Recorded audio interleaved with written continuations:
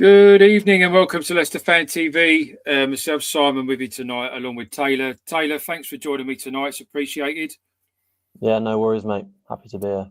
Lovely, mate. So, we were going to talk about the transfers that have come in this week, and I guess we'll get to that. But something else has happened today, Taylor. So, it's been announced late on this afternoon that finally we know what points deduction we're getting, and that's 6 points. So that happens immediately from what I'm reading, that we immediately get a 6 point deduction, and that drops us level with bottom three side West Brom and Blackburn. And to my understanding, we're now fifth from bottom on goal difference. So the first thing I want to ask you, Taylor, is what's your thoughts on the points deduction? How do you think that's worked out for us?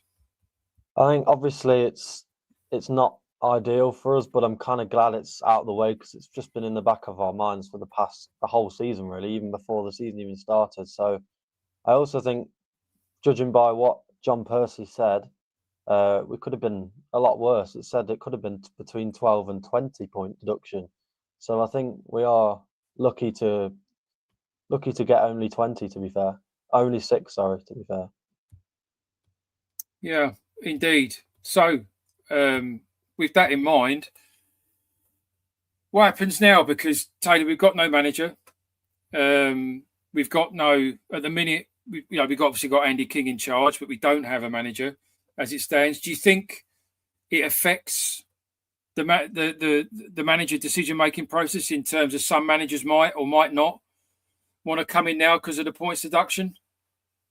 I think it will, yeah. I think not many managers will want to come into a club basically looming in the dark at the moment. We're clearly heading in the wrong direction as a club, unfortunately. So I think any manager would be not silly but brave to join Leicester. And for Andy King's sake, I think this could potentially have a negative effect on us. And I think we aren't the type of club to be like fighting as much as they can to stay up. The squad doesn't give me that sort of energy. So I do worry for how this is going to affect us, especially next couple of games with it being fresh on their mind. Absolutely. Obviously, get your comments, get your views in tonight. Be great to hear it. I'm sure lots of people have got things to say regarding the points deduction. Luke, even to you, you're saying, I think it's okay and glad it's out the way. I was expecting a lot more. Yeah, I agree with you. Getting it out the way has been a long time coming, Luke. And whatever the players, etc., are saying, I don't think any of them in their heart of hearts couldn't have said it was in the back of their mind all through the season in terms of how big this points deduction was going to be. So ultimately, it is good that it's out the way. We've got Jono joined us. That's good to see. So let's get Jono in. Jono, evening to you, mate. So yeah, sorry. Family crisis. So crisis averted for now. Don't worry, mate. It's good to see you. Thanks for joining us. Got Taylor with us as well. We're just talking points deduction, Jono. So let's get your thoughts on that straight away. What's your gut feel on this points deduction, mate? I've been hearing people saying I'm really happy. It's only 6 points, blah blah blah. But I'm thinking about it is, why does this even happen? We've got a 6 point deduction. I mean, the scary thing is that if you look at the appeal, not just Leicester City can appeal, the Premier League can appeal, which is even more scary because they feel it should be a 20 point deduction. I think it should be as well. I think we got off lightly again. When Forest got their point deduction, they only overspent by 6 million or 14 million. We overspent by 180 million. So I can see why Forest fans were pissed off. I can see why the Premier League are pissed off.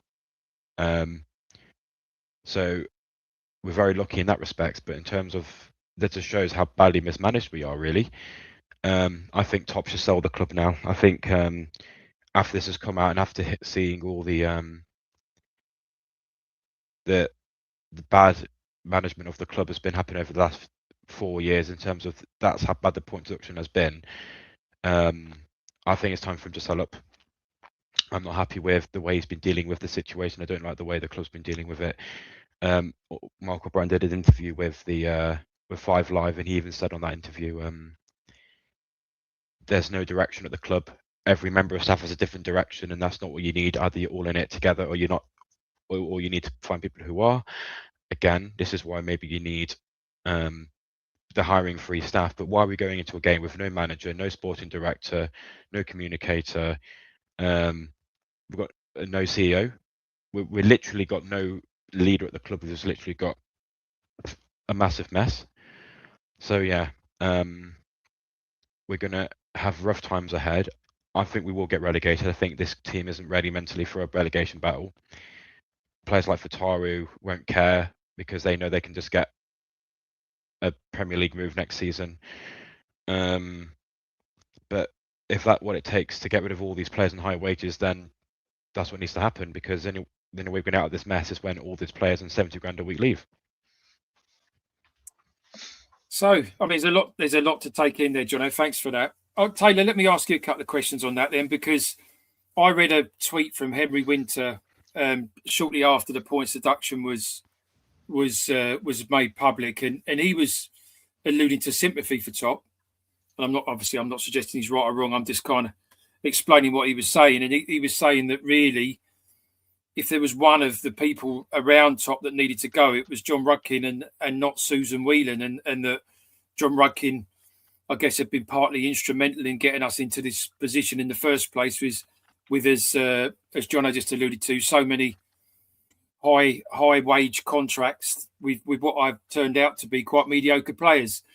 What's your feelings about that in terms of the players that have been around the club now for a number of years, taking high wages, the likes of Daka and Samare? Obviously, Samare left recently, but until very recently was taking a high salary. Obviously, we've got Winks still lurking around in a very high salary. What's your feelings about the Rudkin stroke, high salary wages over the last few years, which have led to this situation, Taylor? Is that Taylor? Yeah, sorry. I think it has obviously been Rudkin's fault, because we were all a bit like singing about Susan as well. But as soon as Vardy, I think it was it Morgan or Schmeichel, one of them, came out with a post straight after saying how good of a person Susan is, I was sort of a bit like, oh, have we made the wrong decision there? I just think Top hasn't got control over the club. I think he's Mr. Nice Guy a bit. I don't think he's got the ruthlessness his dad's got. I don't like, clearly, as Jono said, we've got, like, when he came in an interview and told us we need all these things, we still haven't got it. Like, there's no hurry to get even a new manager in. There's no hurry to get a new sporting director and a CEO. I think the whole club is just falling apart, and Top's not a strong enough leader as a person to pick a club out of the dumps and take them back to where we need to be. So I don't think he'll sell the club. No part of me thinks he will, and that's probably going to be even more important to our downfall, to be honest. I hear you, mate. So let's get a few comments in. Greg saying, evening, we dodged the bullet with the points. I suppose a lot of people were kind of fearing it was going to be worse, Gray, but I don't know. Was that kind of a spin put on it to make it sound worse than it was going to be? So it was a softer blow when eventually it became about. I guess we'll never know. Time. I mean, yeah, it's one of those, isn't it? We'll never know. We might have more points deducted yet. Well, there's another point that Michael's coming in with there, and evening to you, Michael. That is this the end of it, gentlemen? I mean, I'll ask you this question, Jono. We've just had this for a 3-year cycle that goes up to the 23-24 year season, which is the season that Maresca got us promoted. So it's the 2 Premier League seasons before that and the Championship season. Obviously, they changed the rules after we got away with the last one. So these things can intertwine between the Football League and the Premier League, which means that even though we bounce between leagues during that period, it still counts and we still get the penalty. Is this the end? Did they manage to meet PSR in the season after that, which would have been the season back in the Premier League? And then this season, what's your thoughts, Jono? Is this the end or is there more to come? More to come. I don't trust the word that comes out of their mouths. I don't trust that they know what they're doing. I don't trust. I think we're breaking PSR this season, even though we signed no one. The wages are so high. We're still paying off Steve Cooper. We're still paying off Ruben Nistelrooy. We're still paying off Martin Fuentes. We've got 3 managers' wages on top of all the players' wages every single month, and that outweighs any signing that was on top of the squad all last year. I don't think we're going to be out of this mess for another 2 years, and I think we're going to get Kim Ring Points for another 2 years. And I saw the club put a post saying we're looking into finding an appeal against it, but just for God's sake, just accept some responsibility, accept that we made a big mistake, accept we're lucky to get away with 6 points, accept it, move on, and just try and fix the problem. There's no point trying to fix a problem that is already just dealt with. We've been given it, move on, but yeah, it's just awful. Yeah, indeed. Well, we've got it all to do now, haven't we? Because we're level on points with the bottom 3 side, West Brom. So any cushion that we add to that, and obviously, it makes it a little bit of a kind of surreal situation now, Taylor, where the owner not a week ago was sat on all sorts of shows and channels and with different media outlets suggesting that we're going for promotion, and here we are now level with the bottom 3 side, having had 6 points deducted. So we've had some new players come in this week, Taylor. So yeah. What's your thoughts on the business we've done right at the end of this window, and do you think it will affect us enough to get us away from this relegation fight? I think the annoying thing I find with our transfer business, and I said this on Monday, was we always try and find a player that's a risk. We try and get this young talent that's we've never proven that they're any good, and we've done it again this year. I'm not moaning at the signings of Mukasa and I think it's Richards, but it's an 18-year-old and a 20-year-old as our 2 main signings to get us out of a relegation battle in the Championship. I'm not sure is the way. I think Jamal Lascelles is a good signing. I think that's a proven leader that we do need. If he stays fit, that is anyway. Aribo's a weird one. I don't like the rumours I'm hearing about him being on 70 grand a week and we're paying a good proportion of that. I think that's just hilarious considering what we've found out today about the point deduction. But with that top interview, he was so almost cocky in a way that we'll just go up next year. So he obviously didn't think that we would get this deduction. He was obviously confident that we'd avoid it again. So hopefully it's another wake-up call to him for him to start making decisions, but I just can't see it. Jono, do you think these signings are gonna make the difference to get us out of this? Because to date, let's be honest, we've put no consistent run of results together. We win a game and then we lose a couple, or we win one, we draw one, and then we lose one. And there's been no consistent points building. I mean, you could argue, and someone said this to me when it first came out earlier, that those 2 games we've just chucked away against Oxford and Charlton, two teams right down the bottom of the league, had we picked up 2 wins out of them, this 6 points is gone. We're no worse off. So we've thrown 2 bad games away. We've got no consistency. I don't know about you, Jono, but I didn't see any improvement on Saturday under Andy King from anything that had gone before that under Marty Cifuentes. So are these 4 signings going to make a significant impact on our results moving forward for the rest of the season, Jono? I don't think Saturday's results reflected Andy King. I think he didn't change that was Martin Fuentes' tactics. That wasn't Andy King tactics. He didn't change the formation, didn't change the team. I know we didn't bring these signings by then, but we didn't change things up. We didn't bring any kids in.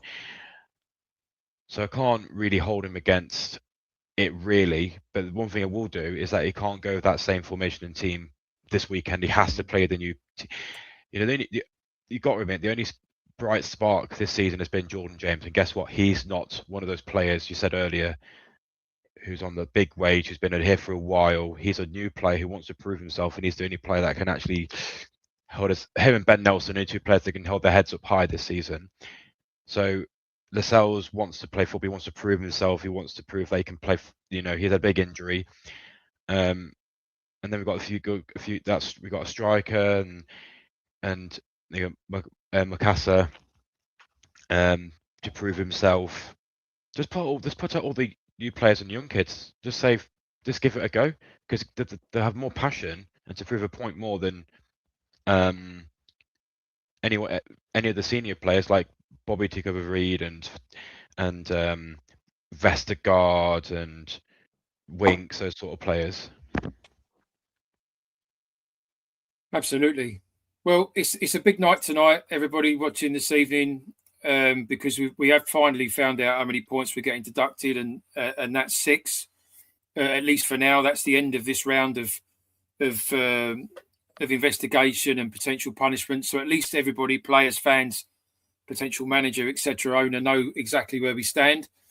Before we move on, and I'll ask you both about where you think the manager should go, because I think that's a relevant question to ask next. Let's just get some comments in. So we've got Mark saying, when a Man City get in there, points deducted. Well, that's the obvious thing to go to, Mark, isn't it? In terms of we've been punished, Everton have been punished recently, so have Nottingham Forest.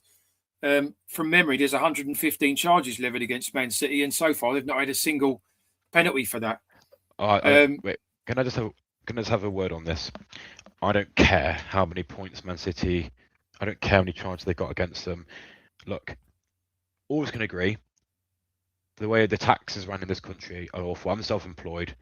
The way the taxes done in this country are awful. That doesn't mean I can go, well, I'm keeping the money because I'm trying to build a business. The taxman doesn't give a shit. He's broken the law. I'm not giving them my money. I'm not giving the tax that I need to pay them. So I don't care if I've given it to charity. I haven't given them that money. So I don't care if Manchester City have broken the rules, but the rules apply to everyone. You've got to only spend the money the club is worth. That's, Bournemouth haven't done it. Brentford haven't done it. Brentford are fighting for top 6. They've not ever spent any. So I don't care if Man City does it, that means that we can do it. We broke the rules. The club needs to own up to that. Yes, they can say, well, we're trying to get I don't know what the word is. We're trying to be trying to push for the top 6, but we can't. We did it by an absolute fluke. There's no way we can. Look at Palace. They won the FA Cup. Look at them now. They're fighting for relegation. So we should have gone, we're very lucky. Win the Premier League. Let's just sustain Premier League football by being a mid-table team. But no, the club went, I know, let's spend £70,000 a week on Daka and Soumare, and here we are now. Well, spot on, Jono. That rolls into Cool Boys Backyard's comment here. I think Rodgers has some blame in this. He was allowed to spend a lot on bang average players, and it was Rudkin that was approving the transfers. And I'm only speaking for myself here, but I'm kind of on board with that. That was kind of the start of this. We changed tactic in terms of recruitment tactic from looking for cheaper, more unknown gems, and we started buying these players for bigger money, putting them on big wages. They didn't work out, and then we roll into sleepwalking into a relegation that even the owner says in those interviews very recently that everyone was telling him, "Don't worry, it'll be fine. Don't worry, it'll be fine," and we just sleptwalked. With Brendan Rodgers sat at the helm, also telling the owner it would be fine, into something that really wasn't fine. And that is a big part of this whole 6 points that we end up with today. Taylor, moving on from that for the minute, we need a manager, obviously, Taylor. I mean, we've got Andy King in place, but I think most people will understand, and Andy King's even alluded to the fact that he doesn't see himself being the long-term answer to this. He's subtly said that in several press conferences, that he feels a new man needs to come in. So given the 6 points, given the fact we're now just hovering there on just above on goal difference to bottom 3, who do we need, Taylor, to come in now to ensure that we drag ourselves away from a relegation fight and we make sure we're in the Championship next season? I think we need to change the type of manager we're looking for. Ever since Enzo, obviously, Enzo must have fell in love with Enzo. And ever since then, we've been trying to look for the next Pep Guardiola. I think we need to stop looking for passing managers, and we need to find someone who's going to get fight into these players. We need a proven Championship manager who has got experience in battling with a poorer squad.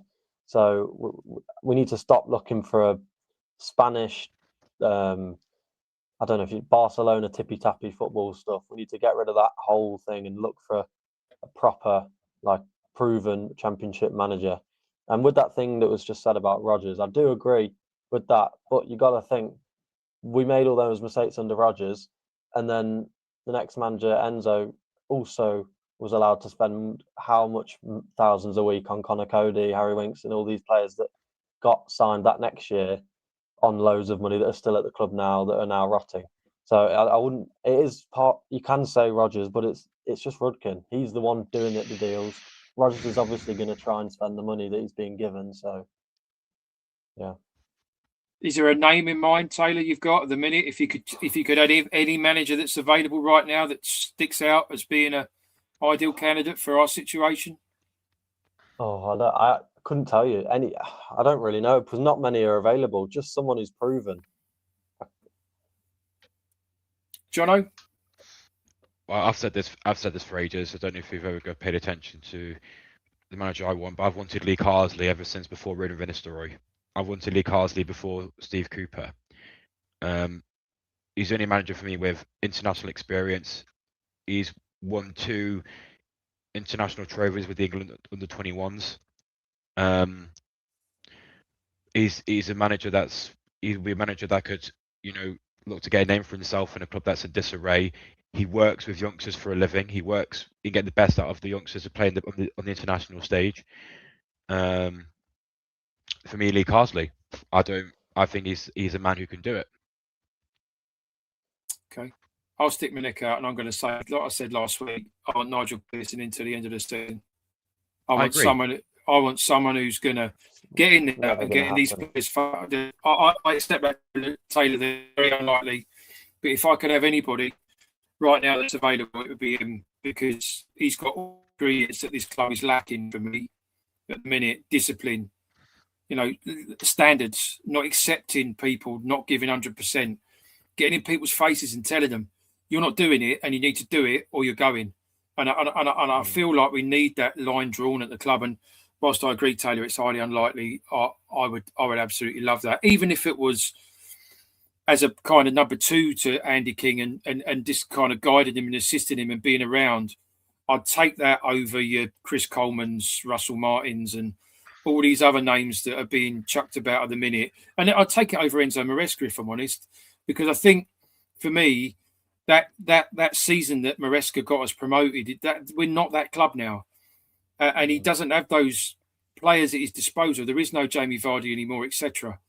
So it's a more blood, guts, and thunder situation where we just need to dig in, and we need it. For me, we need to get someone just to do that, and just somehow get the points to get us into the Championship next season. And we can put this whole misery of a season behind us and start with a clean slate, hopefully. So, gentlemen, we're playing Birmingham City at the weekend. First question then to you, Taylor, is do you think that given the fact now that everybody knows exactly where we stand, there's no ambiguity anymore, no player, fan, coach, owner can be going into the game on Saturday wondering where we're going to end up because we know. Do you feel like that will be a weight lifted off of the players and actually it will focus the players a bit better this weekend to get on with delivering a performance? I fear it can go the other way. I think it's a very young squad, and I think the pressure of now how close we could be to relegation, I do fear it's going to go the other way. I think we're not the sort of club, like we've got Portsmouth around us. They're a much more positive club. Everyone at Portsmouth will fight. I think we're much more of a sort of pansy club, and I think the players could fold because the pressure has gone from being pressure to pick up results so we can actually get up the table. This is now 10 times much pressure to keep us in this league, and I am worried that the players are going to cope with it. Jono, do you think the players will respond, or do you think they'll wilt under the pressure, mate? They have no choice but to respond. I'll tell you this now, the fans aren't going to sit back anymore. I think there might be a protest. The club is very, very lucky this hasn't happened when it's a home game next, or else there'll be lots of hostility in the ground. But look, I think for going forward, I'm not supporting King Top. I'm not supporting King Power. I'm supporting the badge, and the team. I'll be cheering them on, and I think the players should do the same. You know, they're paying players a lot of balloon money. I think these new signings will want to make a difference. Because they'll also create their careers. You know, if they have a good season here, the rest of the season they could get a decent move. When after, apart from the Man City player Mukasa, he's staying at Man City. But I think they should get a tune. I think this has made them realise actually we're not safe. We're not pushing for promotion anymore. We're pushing for survival, and that's a different sort of mentality than before. They should, if this doesn't give them a kick up the arse, then I'm done. If I don't see a more physically demanding response, then I don't care. I'm watching other sports, because what's the point? If they don't care now, they never will. I just don't think the players have got it in them to do a response like that. I don't think a lot of our players, like, so what if we lose? Oh, it's all right, I'll go home and I'll get 70 grand. I don't think they've got it in them to fight. I think some of them do, but not enough. Thank you, gents. So let's get a few comments in before we just talk about predictions for the weekend. There's a little bit of love for Scubala, sorry, who's the Lincoln City manager, I believe. There's someone saying his odds are shortening now. He's now second favourite to get the job. That's interesting. If that's the case, that's obviously a little bit more of a left field appointment, but he's obviously done very good things at Lincoln over the last recent period. Bunkshow's saying go and get Fuchs from Newport. Well, there's a legend of an ex-player there, just cutting his teeth in his first management job. You've got one, what, Jono? We've got one already. We've got the King. Yeah, that's true. That's true. But I don't know. Maybe King and Fuchs. Who knows? Andy King was in League One. Fuchs wasn't. So he knows what it's like not to go. Hopefully he's now realising, don't go back down there again.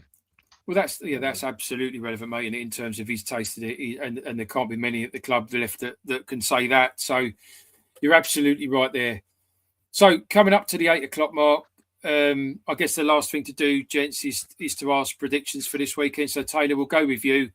Give me an idea of what you think the team will be, and then finish that with your prediction for the weekend in terms of score.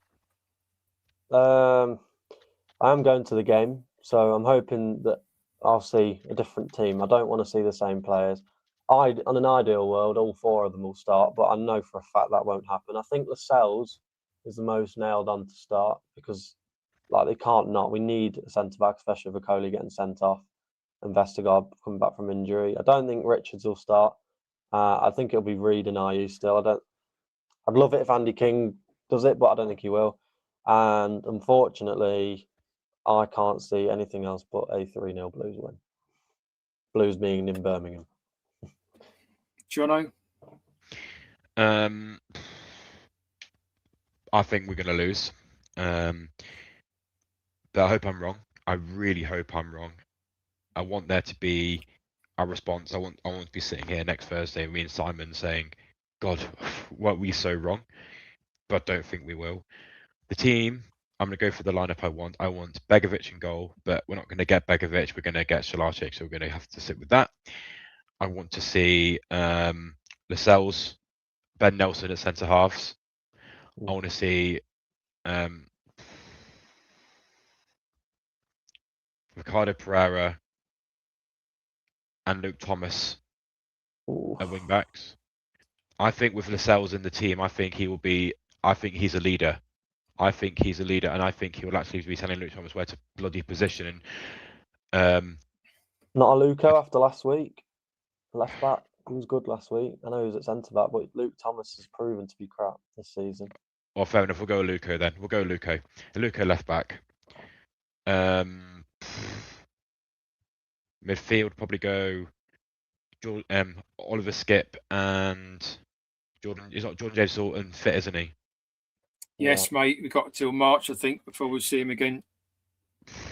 Skip's available this week because he should be past his concussion enforced break. Skip, I'll play Skips and Winks. Look, I don't care about Winks anymore and his pissy fit. This is crunch time, and I don't care about the previous shenanigans. He needs to be in this team now. He's how much we all don't like him. He's good enough. He needs to be in this team. So Winks and Skip. I'll play. I'll probably play a Rebo, a Cam. Give him a go. Play Rebo at Cam. Then I'll play Macassar at front. Give him a go. And Fataru on the right and Mavidi on the left. Okay. Brent score. Jono? 4-0 Birmingham. Wow. Oh, Christ. We can't defend. Okay. We can't defend it. We can't score. All right. I'll have a go then. I would go Bergovic in goal. I think Stolarczyk's confidence has taken a battering. You see the crosses and the balls coming into the box, and you see increasingly Stolarczyk struggling to deal with it. It looks like he's hesitant, like he's not quite got that same belief he had at the start of the season. So I think maybe it's a bit punishing to keep churning him out every week. And whilst he's kept us in games this season, I think he probably needs a bit of a rest just to get his head right. And Bergovic is obviously well experienced, and none of this will faze him. So I'd drop him in there. I agree with you. I think the Cell should start. I think it's a gamble. And if Akoli wasn't suspended, I probably wouldn't start the Cells. But given the fact that we believe Vestergaard's injured and he's been carrying an injury for a little while that they're having to manage, I think the Cells has to come in. But if you look at his recent history, well, since he's come back from his ACL injury, he keeps getting muscle and strains and bits and bobs, and he looks like he's a man struggling to find his full fitness. So I think it's a gamble, and I think if that gamble doesn't pay off, we can end up with a very good player coming in that ends up on the injury bench for weeks, and I really hope that doesn't happen if you rush him in. But with Akoli injured, I don't think we have any choice. So he goes in for me with Nelson in the middle as well. The left back, I agree, Luco needs to play. I think Luke Thomas, for whatever reason, has lost his way, and he needs to go and figure that out. And it might take a new manager to come in to get into his head and straighten it out before. I don't think he's a spent force for Leicester, but I think at the minute his head's not in it. So we've got him for 4 years now because of Rudkin. Well, there's plenty of time then, Taylor, so it's fine. Let's let him sort himself out for a bit. It's a weekend, which means Ricardo plays, everybody. So that's all good, so we can drop him in the right-hand side. In the middle, there's a bit of a debate because I think Skip comes straight back in. I think he's been one of our best centre midfielders of late. You know, apart from obviously going out with concussion, he's been an important player. He's allowed to play again now, thanks very much, Football League. So let's put him back into the team. It's the one next to him that's a debate for me, because this lad from Southampton's really a midfielder, and he's not really I know he can play 10, etc., but he's really a centre midfielder. So the debate becomes, and he's more of a kind of Jordan James-esque. You know, maybe Jordan James would be offended by me comparing the two. I'm sorry, Jordan, if you're watching, but you know, he's that sort of player. So does he go in there, or do we play Winks and Skip? Because in my opinion, when we played Winks and Skip in the past together, that hasn't really turned out that great for me. Too similar. Exactly. It's like twice. It's like kind of twins. They're doing the same, trying to do the same job. So I think Aribo goes in there for me. He goes in there next to Skip, and I think Winks comes back out of the team. I think we did have to play him off the bench last week through necessity with Chadju getting injured, but I'd much rather he wasn't involved. It's clear he doesn't want to be at the club, and if we don't have to play him, I'd rather we didn't. If I'm honest, I agree that we need to play Mavididi and Fataru on the wings, and then you're left with the two in front, because the first question is: has D. Cordova-Reid disappointed enough lately to get dropped for this kid that's coming, Makusa?